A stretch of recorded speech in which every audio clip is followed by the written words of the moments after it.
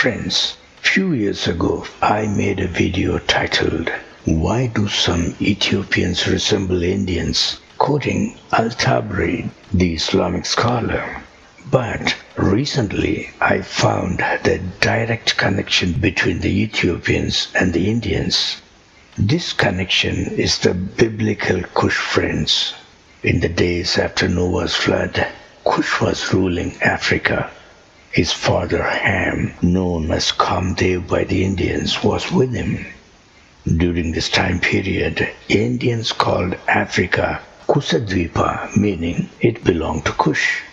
Now, Cush and Ham must have been living somewhere in between today's southern Egypt and northern Sudan.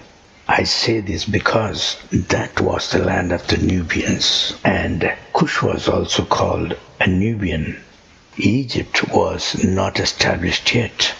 Then, at one point, when Dionysus attacked them to avenge his father's death by Ham, Cush escaped and traveled south toward Ethiopia by River Nile and built the ancient cities of Aksum and Meroe. Soon afterwards, handing over these cities to his son Ethiopis, he sailed to Mesopotamia to carve out a land for himself.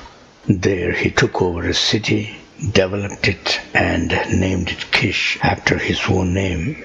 We have archaeological records of this place. It states that when kingship descended from heaven for a second time, Kish became the seat of kingship. Later, when Sargon the Great took over Kish, Cush and his people traveled to India and occupied different parts of India. Cush himself built the kingdom of Kosala. Kosala means Kush's place, just how the place of Dalai Lama is called Dharamsala. Now, Kush's son was the Lord Rama of Hinduism. One of his grandsons also bore his name, Kush. Still, Hinduism hides his name because of his African origin.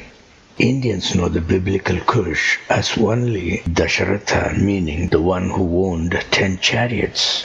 By the way, Cush also had another name in Hindu mythology, that is Kashyapa, meaning Father Cush. His name is associated with Caspian Sea and the Kashmir Valley for the engineering feats that he did in those places. Now, in spite of my childhood stories I have heard about Krishna, I believe that he was one of those people who traveled with Cush. That is why he called himself Kishan, attaching himself to the city where he came from. He called his city in India Dwarka.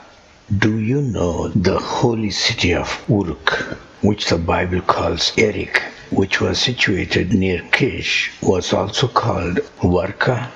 Then Vishwamitra was another person who traveled with Cush.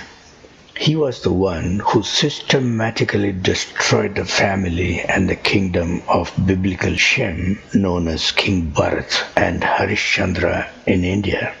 The time period in which all these things occurred was around 2950 BC. At that time, India had a mixed white population of Semitic and Japhetic origins. The Cushites mixed with the Indians, producing a brown population. Meanwhile, back in Africa, the Ethiopians, who used to be dark, having mingled with many fair-skinned people over the millennia, looked like some Indians today. Having said that, if we look for the link between these two populations of Ethiopia and India, it is none other than the biblical Cush and his people friends. Thanks for watching.